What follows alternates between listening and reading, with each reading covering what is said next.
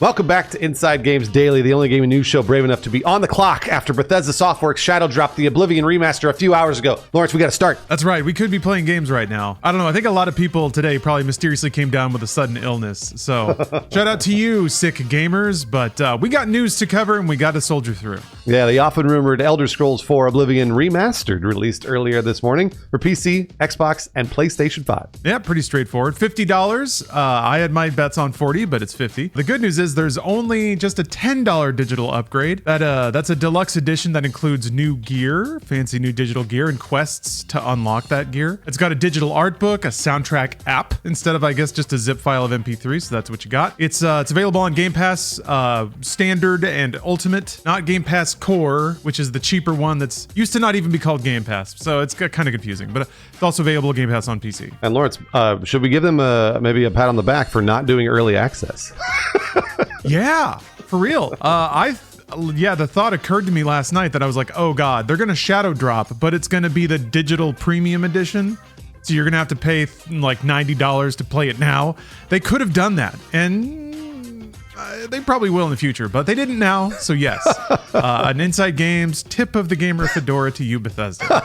In a nearly 20-minute reveal stream this morning, Bethesda and co-developers Virtuos revel in nostalgia while discussing the various changes and updates to Oblivion in this remaster. Yeah, it's Oblivion Remastered, not remade. It's also, there's a D on the end of it. It's not a remaster. It's been remastered. The verbiage is getting weird, and I've already seen a little debate piping up about what is even a remake or a remaster at this point if this is a remaster. Oh. Yeah, all right. So here's a quick hit list of what they discussed on that reveal stream.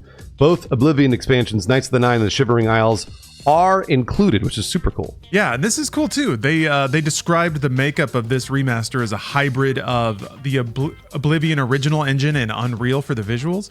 They basically described Oblivion's game engine, or Gamebryo, I think it was called, as the brain, while Unreal sits on top as the visuals, or the body. So you get the authenticity, but you get some newfangled Unreal 5. Oh, I wonder if we get the same voice actors. Some of them, yeah. Oh, nice. Sheogorath, Daedric Prince of Madness, at your service. There's some new stuff, but yeah, a lot of the original voices. You can't replace stop. You violated the law. Come on, that's too good. No. Every visual asset in the game was remade by hand from scratch, which is really cool. Yeah, really, really cool. There's new lip sync tech. So now all the NPCs, their mouths actually match. They even had a little part in there about how for the other races, even though they have differently shaped mouths, the tech adapts so that everyone kind of speaks uniquely and their voice actually matches their lips, which is always nice. Gameplay's been modernized. Geez. Revamped UI. Boy, that UI in the original Oblivion is terrible. I mean, it's so bad. So thank God they did this. Yeah, it's been condensed a little bit, which is really nice. They have revamped leveling, but they didn't say how. It's some hybrid of systems between Oblivion and Skyrim, but they changed it, which is good news. Combat animations are improved with better animations, hit reactions, and effects like sparks. Ooh. Archery has a crosshair now, so you can aim. This is a big deal. I mean, it is a big deal from 2006. Yeah, third-person perspective is as playable as first-person. I mean, yeah, they were both about as playable in 2006, so I'm sure it's better. They were aiming for Starfield levels of third-person playability is what they said, so that's kind of cool. All races now have unique voiceovers, so a lizard man doesn't sound the same as an old guard. You can sprint! Yeah, you can go on! They actually have like a pretty goofy sprint animation, which is pretty terrific. And most importantly, all the mini games are largely unchanged. And this is like lock picking, that weird persuade mini game with like the pie graph. Who even knows what that is? Oh, I hated it. But yeah, the developers of Virtuos decided that was part of the core experience. So they gave them a new coat of paint, but we're still tapping those lock pins.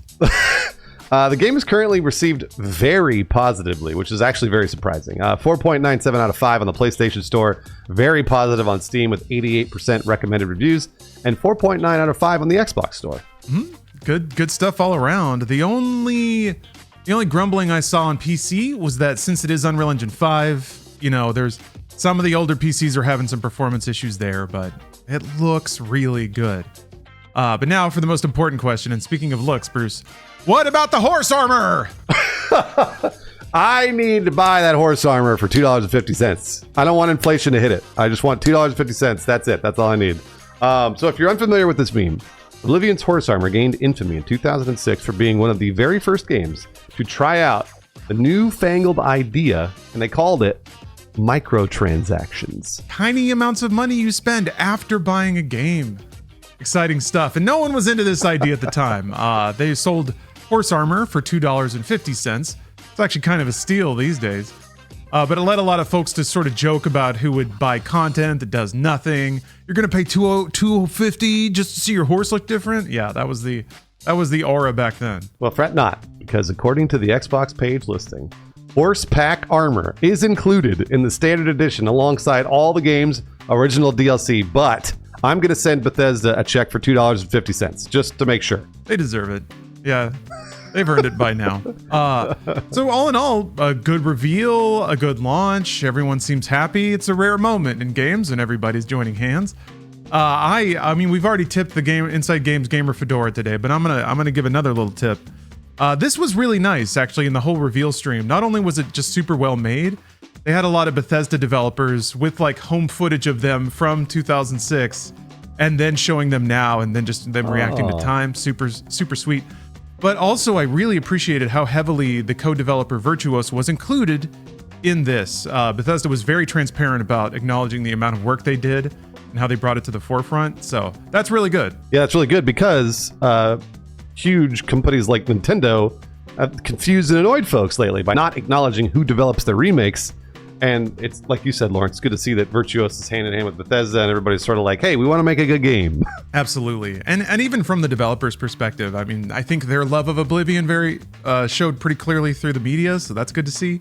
And it would be a shame if all that was just kind of smothered under wanting to be obscure about who actually made the thing. So that was pretty cool. Also, while we're digging back through the rigors of time, I found this drop quoted on the Know Your Meme page about horse armor. But this is from, old Pete Hines, man. He used to be at Bethesda, and he was one of the most straight and shootingest PR folk in the land. This is from an interview in 2012, so we'll split the difference. But Pete Hines talked about the horse armor issue, and with this lovely quote. So you look at something like horse armor, the reaction to horse armor wasn't just about price. It was more a lesson on when you're going to ask somebody to pay X, do they need to feel like they're getting Y in exchange? If they don't feel like they're getting their money's worth, they're going to bitch. And bitch they have, and it's a lesson that has gone on to be true throughout the years. So I just thought that was pretty relevant, again, kind of throwing to Nintendo and some of the grumbling people have done about the Switch 2. Clearly they don't see the value yet. That's true. Lawrence, I should also disclose, Bethesda sent me a key for the game this morning after the reveal. I have not played it or touched it, but I should disclose that they did send me a key. That said, I was going to buy this game anyways, so I got them. Yeah, I guess good disclosures all around. Not only did I also get a key, but I got a key for Game Pass, so I have access to the game twice over, and I'll give the key away. So I don't know if that absolves me or makes me compromise. No one cares because no one's mad at Oblivion. Everyone's happy, so it's fine. We don't have to worry about getting crucified. That's a good point. Today's Inside Games trailer select is, of course, the Elder Scrolls 4 Oblivion Remastered reveal. I haven't watched this trailer because I don't want to. I want to go play the game straight on. What? Okay, all right, yeah. Yeah, I for the stuff that I'm really excited about, Lawrence, like Andor Season 2, which also comes out today, by the way, I have not touched trailers. I've not watched any of that stuff. I'm going directly to the show because I'm very excited about it. Yeah, I feel the same way. Yeah, what? You don't need to hype yourself up. Just jump right in. Just jump right in and go right to 11. Some folks have been mentioning this, and it would be kind of a tragedy if it went overshadowed, but Expedition 33 is an indie RPG coming out later this week. So while Oblivion, of course, has a lot of hooks in people's nostalgia, you know, if you're into RPGs, maybe cut out a little attention for that game. It is a turn-based RPG, you know, more of a JRPG, whereas Oblivion's very much a CRPG, a Western RPG. But still, you know, you don't want to see an indie game get buried under a heavy hitter like Oblivion, so keep a lookout for that. Also, Post-Trauma came out today.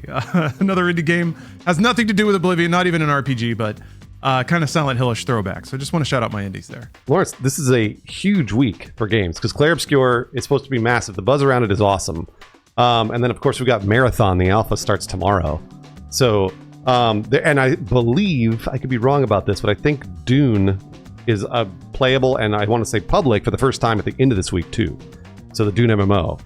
So this is a massive week for video games. It's kind of an interesting time that they released Oblivion Remastered. And like Lawrence said, hopefully it does not overshadow these amazing indies too, because a lot of really, really good games that you guys should, try if you can. I know that there's a lot of money to spend, but try if you can. Yeah, a lot of money, a lot of time. We're all busy. We're all busy playing Oblivion.